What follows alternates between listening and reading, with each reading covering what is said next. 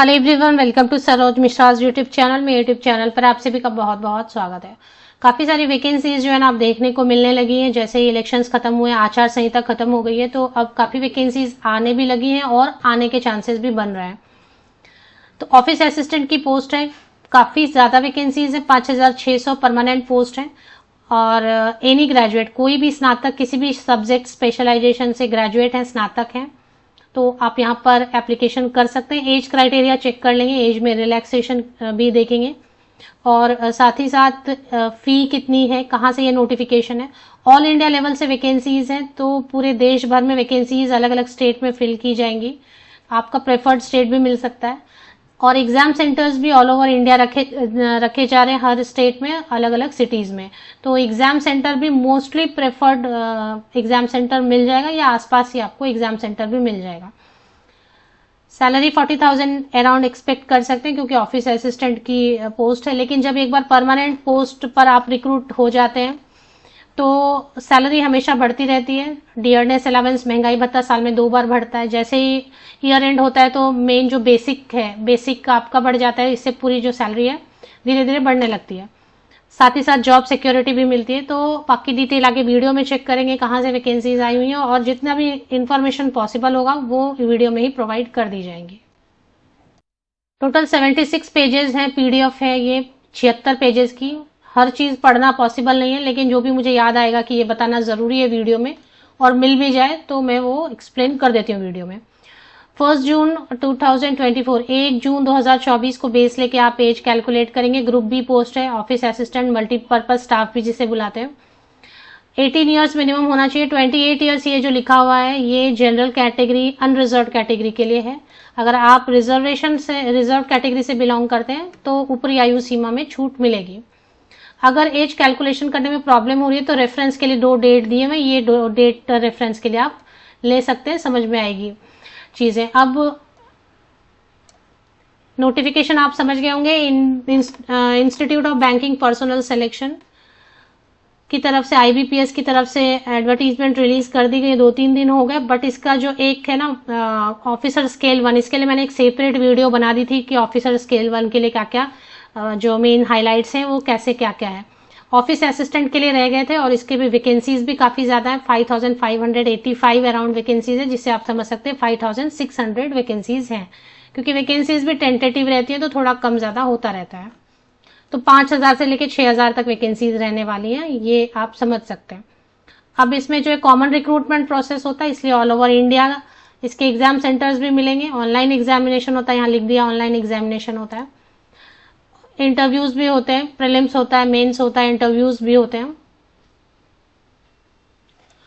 Tentatively जो है ना वो नवंबर में रखे जाएंगे इंटरव्यूज।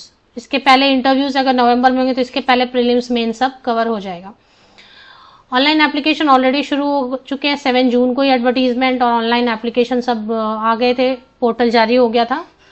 27 जून तक जो है इंटरेस्टेड एलिजिबल कैंडिडेट अप्लाई कर सकते हैं। प्रीलिम्स जो है होने के चांसेस रहेंगे।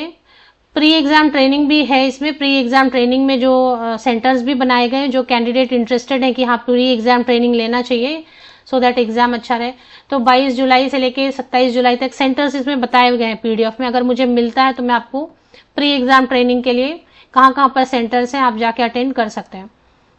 इसके बाद प्रीलिम्स एग्जाम होंगे जुलाई या अगस्त में टेंटेटिवली। ऑनलाइन एग्जाम रहेंगे, रिजल्ट डिक्लेयर हो जाएगा अगस्त या सितंबर में। इसके बाद मेन या सिंगल सितंबर अक्टूबर में रहेगा एग्जाम और इसके बाद फिर इंटरव्यूज भी होंगे नवंबर के मंथ में टेंटेटिवली। और जनवरी 2025 तक अलॉटमेंट कर दी जाएगी, मतलब जॉब लोकेशन पोस्टिंग वगैरह जनवरी 2025 तक हो जाएंगे। तो इसमें एनेक्सियर बना दिया है कि कौन से, अगर आप खुद भी ढूंढना चाहते हैं कि कोई चीज आप सर्च करना चाहते हैं तो उसकी सारी जो है ना यहाँ पर इंडेक्स बना दिया, इसमें आप सर्च कर सकते हैं कि कौन से पेज नंबर पर क्या चीज मिलने वाली है।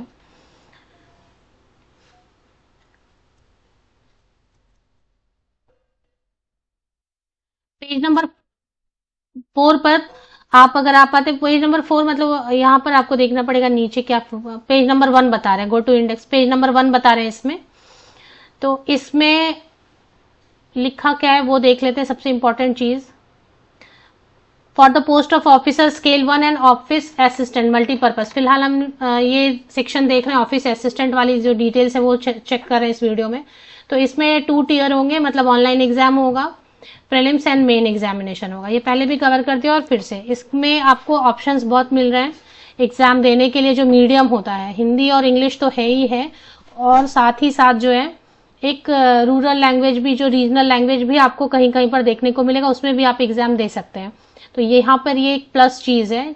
If you are not comfortable with Hindi और इंग्लिश तो एक और ऑप्शन आपको कहीं कहीं पर मिल रहा है, उसमें भी आप एग्जाम लिख सकते हैं। अब इसमें जो desired local language proficiency as prescribed by the participating RRBs, तो यहाँ पर एक लोकल लैंग्वेज आपको स्टेट वाइज देखना होगा, क्योंकि लैंग्वेज प्रोफिशिएंसी टेस्ट होगी जिसमें कि एक लैंग्वेज आपको आना चाहिए। सपोज आपको कोई भी लैंग्वेज नहीं आता है तो आप हिंदी के लिए कंफर्टेबल हैं तो आप उस हिसाब से जो है ना फॉर्म भरें जहां से हिंदी में आप प्रोफिशिएंसी टेस्ट दे सकें, या फिर इंग्लिश में अगर आप कंफर्टेबल हैं तो इंग्लिश में। इन केस के आपको कोई भी रीजनल लैंग्वेज नहीं आता, बाकी बहुत सारे रीजनल लैंग्वेज यहाँ पर दिए, उड़िया है स्टेट वाइज, बंगाली, तमिल, पंजाबी, तेलुगु, गुजराती, मराठी, काफी सारे आपको ऑप्शंस, नेपाली, संस्कृत भी है ऑप्शन में, उर्दू भी है। तो प्रोफिशिएंसी टेस्ट के लिए एक कोई रीजनल लैंग्वेज पे आपको थोड़ा ध्यान देना होगा, उसी हिसाब से आप फॉर्म भरेंगे। अब इसमें एलिजिबिलिटी क्राइटेरिया चेक करेंगे। ये जो लैंग्वेज वाला सेक्शन है ये पेज नंबर 3 पर है, अगर आप चेक करना चाहते हैं तो। एलिजिबिलिटी क्राइटेरिया भी देख लेते हैं। ये तो नॉर्मल है, सिटीजन ऑफ इंडिया होना चाहिए, सब्जेक्ट ऑफ नेपाली, ये सब ठीक है। अब में बेसिकली मेन जो है एज क्राइटेरिया हमने देख लिया, 18 years minimum and upper age limit 28 years. ये 28 years general candidate, unreserve category के कैंडिडेट्स के लिए होता है। एज में रिलैक्सेशन भी दी है, SC ST कैंडिडेट है तो 5 साल की छूट है, मतलब ऊपरी आयु सीमा, अपर एज लिमिट में आप 5 इयर्स जोड़ सकते हैं। OBC में यहाँ ध्यान देना है, नॉन क्रीमी लेयर कैंडिडेट्स के लिए 3 इयर्स की छूट है। PWD जनरल कैंडिडेट्स के लिए 10 इयर्स की छूट होती है। फीमेल कैंडिडेट अगर हैं तो फीमेल कैंडिडेट के लिए अलग से कोई छूट यहाँ पर नहीं है। हाँ, लेकिन अगर विडोज हैं, डाइवोर्स्ड विमेन है, women legally separated from their husbands who are not remarried, तो ऐसी फीमेल कैंडिडेट्स जो डाइवोर्स्ड हैं या फिर विडोज हैं उनके लिए है एज में रिलैक्सेशन, और only for the post of office assistant. तो उनके लिए अलग अलग एज कंसेशन है, डिपेंड करता है कि आप कौन सी कैटेगरी से हैं। तो 35 इयर्स है जनरल EWS के लिए, OBC कैंडिडेट फीमेल्स के लिए 38 इयर्स है, SC ST कैंडिडेट के लिए 40 इयर्स। मैं यहाँ फिर रिपीट कर दूं, सभी महिलाओं के लिए छूट नहीं है। यहाँ पे पॉइंट 5 पर जो मेंशन किया है उन्हीं महिलाओं के लिए, उन्हीं फीमेल कैंडिडेट्स के लिए एज में रिलैक्सेशन है। चलिए, एज में रिलैक्सेशन तो वैसे गवर्नमेंट ऑफ इंडिया नॉर्म से ऐसा ही रहता है सभी जगह। अभी इसमें जो क्वालिफिकेशन की डिटेल बताई वो कौन से पेज नंबर पर आप चेक कर सकते हैं वो देख लेते हैं।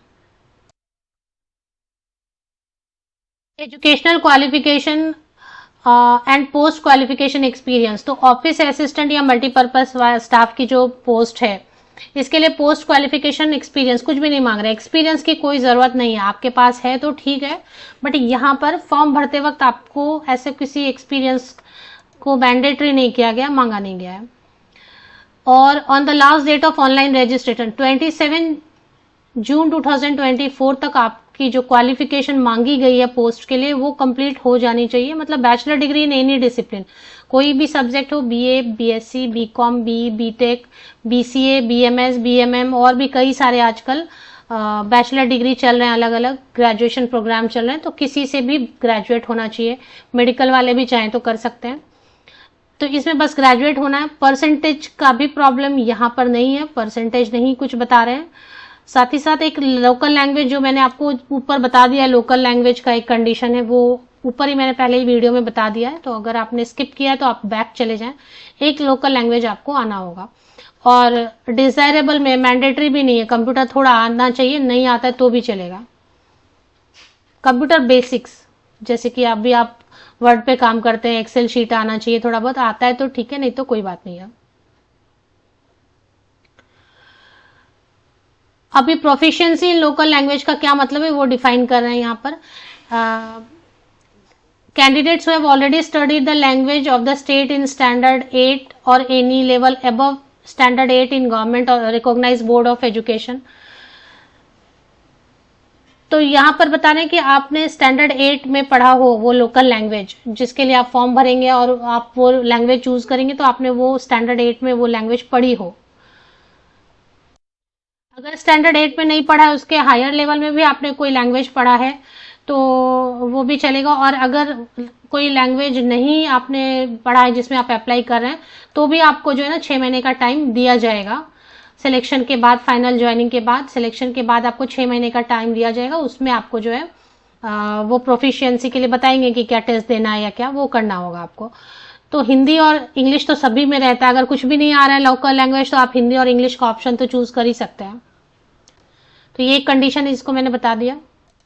फीस की डिटेल के लिए ऑफिस असिस्टेंट मल्टीपर्पज के लिए 850 रुपीज है, जनरल कैंडिडेट्स के लिए, ईडब्ल्यूएस कैंडिडेट्स के लिए एंड ओबीसी कैंडिडेट्स के लिए। बाकी SC ST PWD ex serviceman के लिए एंड DESM कैंडिडेट के लिए 175 रुपया, 175 रुपीज। फी कभी भी रिफंडेबल नहीं रहती है, नॉन रिफंडेबल होता है। एक बार आप फी पे कर देते हैं, फिर आप विड्रॉ करना चाहें तो विड्रॉ नहीं होगा, या आप अपीयर ना हो एग्जाम में बट वो रिटर्न रिफंड नहीं आएगा। प्रीलिम एग्जाम रहेगा सबसे पहले तो ऑफिस असिस्टेंट के लिए, जिसमें रीजनिंग एंड न्यूमेरिकल एबिलिटी रहेगा 40 मार्क्स का, 40 क्वेश्चंस रहेंगे एंड 45 मिनट का टाइम दिया जाएगा। इसके बाद इसमें क्वालिफाइंग रहेगा, ये तो इसमें क्वालिफाई करना रहेगा। फिर मेन एग्जाम में reasoning, computer knowledge, general awareness, English language, Hindi language, numerical ability, 200 questions 200 marks का, सबके लिए अलग अलग दिया है। हिंदी में ही रहेंगे क्वेश्चन, इंग्लिश जो इंग्लिश में ही रहेंगे, 2 आवर्स का टाइम मिलेगा। और बाकी मीडियम ऑफ एग्जाम जो है ना, वो पेज नंबर 22 पे बताया उन्होंने, देख लेते हैं मीडियम ऑफ एग्जाम के लिए। देखें मीडियम ऑफ एग्जाम जो है ना, पेज नंबर 19 पे बताया मीडियम ऑफ एग्जाम। जैसे वेस्ट बंगाल में इंग्लिश, हिंदी एंड बंगाली का ऑप्शन रहेगा, तो आप अगर चाहें तो हिंदी इंग्लिश में भी क्वेश्चन पढ़ के आंसर कर सकते हैं, अदरवाइज बंगाली में भी पढ़ के आंसर कर सकते हैं। तो इसमें यहाँ पर एक प्लस पॉइंट दिया हुआ है कि हिंदी इंग्लिश तो ऑप्शन में है ही, किसी किसी स्टेट में एक और रीजनल लैंग्वेज भी दिया है एग्जाम के लिए, आप उस रीजनल लैंग्वेज में भी, लोकल लैंग्वेज में भी एग्जाम दे सकते हैं। इसके बाद नेगेटिव मार्किंग का क्या है वो देख लेते हैं। और नेगेटिव मार्किंग अगर आप देखना चाहते हैं तो पेज नंबर 21 पर आप चले आएंगे। पेज नंबर 21 पर मेंशन किया हुआ है, पेनाल्टी करके मेंशन किया है, पेनाल्टी फॉर रॉन्ग आंसर्स। और इसमें बता रहे हैं 1/4 मार्क कट हो जाएंगे, 0.25 मार्क कट हो जाएंगे, क्योंकि हर क्वेश्चन 1 मार्क का है। तो 1 मार्क में अगर गलत आंसर रहेगा, रॉन्ग आंसर रहेगा तो 0.25। अगर आप कोई आंसर नहीं करते हैं तो कुछ नहीं, उसमें कुछ प्रॉब्लम नहीं है, तुक्के नहीं मार सकते मतलब इसमें। If a question is left blank there will be no penalty. तो इसका मतलब ये है कि अगर 4 रॉन्ग आंसर्स रहेंगे तो 1 मार्क कट हो जाएंगे। कट ऑफ रहेगा आपका, each candidate will require to obtain a minimum score in each test of online main exam to be considered to be shortlisted for provisional L। तो सब में जो है ना कट ऑफ मार्क्स दिया हुआ है, कहीं पर वो मेंशन कर दिया उन्होंने, 40% है, 35% है। एग्जाम सेंटर नेक्स्ट ईयर 2 में दिया हुआ है, काफी सारे सेंटर्स बनाए गए हैं, नेक्स्ट ईयर 2 आपको चेक कर लेना है। प्री एग्जामिनेशन ट्रेनिंग जो अटेंड करना चाहते हैं वो पेज नंबर 22 चेक कर लें। अगर आपको लग रहा है कि यहाँ पर आप जाके प्री एग्जाम ट्रेनिंग अटेंड करना चाहते हैं बट सेंटर कहाँ पर है, आसपास है क्या, तो यहाँ पर पेज नंबर 22 पर सेंटर्स बताएं जहाँ पर प्री एग्जाम मतलब एग्जाम के पहले जो ट्रेनिंग प्रोवाइड की जाती है वो दी जाएगी, तो वो आप अटेंड करना चाहें तो कर सकते हैं। जिनको प्री एग्जामिनेशन ट्रेनिंग चाहिए उनको all eligible candidate who wish to avail of pre-exam training should fill in the relevant column। Online application में एक कॉलम है, उसमें आपको भरना पड़ेगा और इसके लिए फिर आपको ना पेमेंट करनी रहेगी कि will have to be borne by the candidate। आप अटेंड करेंगे तो आपको उसका पूरा एक्सपेंसेस बियर करना होगा। तो ये सारी इन्फॉर्मेशन है। इसके अलावा लिस्ट ऑफ डॉक्यूमेंट्स बता रहे हैं, अगर आप लिस्ट ऑफ डॉक्यूमेंट्स जानना चाहते हैं कि कौन कौन से डॉक्यूमेंट हैं जो कि इंटरव्यू डॉक्यूमेंट वेरिफिकेशन ज्वाइनिंग के टाइम लगेंगे, तो वो पेज नंबर 24 पर दिए हुए हैं। कट ऑफ मार्क्स है, प्रीलिम्स के लिए भी कट ऑफ मार्क्स है, सबके लिए कट ऑफ मार्क्स वगैरह है। अगर कुछ मिस हो गया है तो आप कमेंट सेक्शन में लिख सकते हैं या आप PDF में पढ़ सकते हैं। ऑफिशियल वेबसाइट पर चले आते हैं, institute of banking personal selection ये ऑफिशियल वेबसाइट है। इस पर ही नीचे थोड़ा स्क्रॉल डाउन करेंगे तो इसमें आ चुका है, अपडेट आ चुकी है। इस पर आपको क्लिक करना है। रीसेंट अपडेट्स में apply online for common recruitment process, इसमें अलग अलग लिंक्स बने हुए हैं। ऑफिस असिस्टेंट के लिए अलग लिंक बना हुआ है। अभी पीडीएफ 76 पेजेस की है, डिटेल भी दिया हुआ है कौन कौन से स्टेट में कितनी वैकेंसीज हैं, वो भी आप चेक कर सकते हैं। अब वीडियो काफ़ी लंबी हो जाएगी अगर वो भी कवर किया। तो यहाँ पर सबसे पहले apply online for recruitment of office assistant multipurpose under CRP RRBs 13, तो ये वाला है। इस पर आप क्लिक करेंगे तो सारी डिटेल आपको मिल जाएंगी। ऑनलाइन एप्लीकेशन कर सकते हैं। अगर एडवर्टीजमेंट देखना चाहते हैं तो यहाँ पर दिया हुआ है नोटिफिकेशन फॉर कॉमन, ये नोटिफिकेशन क्लिक करेंगे तो डिटेल्ड एडवर्टीजमेंट जो अभी मैं पढ़ रही हूँ वो आपको नजर आ जाएंगी। इसके बाद अगर आप देखना चाहते हैं कौन से स्टेट में कितनी वैकेंसीज हैं तो ये कौन से पेज नंबर पे आपको मिलेगा। वैकेंसीज की डिटेल अगर देखना चाहते हैं, सबसे पहले ऑफिस असिस्टेंट की वैकेंसीज की डिटेल दी हुई है। पेज नंबर 43 से आप चेक कर सकते हैं। State wise, category wise, bank का नाम सब कुछ इसमें दिया हुआ है। पेज नंबर 43 पर आप आएंगे, जैसे आंध्र प्रदेश, अरुणाचल प्रदेश, आसाम, सभी जगह ना अलग अलग बैंक है जो आरआरबीज के अंडर आते हैं। तो कैटेगरी वाइज कितनी टेंटेटिव सीट्स हैं ये सब, इसमें प्लस माइनस हो सकता है। तो पेज नंबर 43 पर है ऑफिस असिस्टेंट के लिए जितनी भी वैकेंसीज है 5585 अराउंड वैकेंसीज हैं इसमें। एग्जाम सेंटर्स कहाँ पर देख सकते हैं। एग्जाम सेंटर्स जो कैंडिडेट देखना चाहते हैं वो पेज नंबर 53 से स्टार्ट कर सकते हैं देखना। हर स्टेट में वैकेंसीज फिल करनी है तो हर स्टेट में सेंटर्स भी काफ़ी बनाए गए, कहीं कहीं पे एक दो है।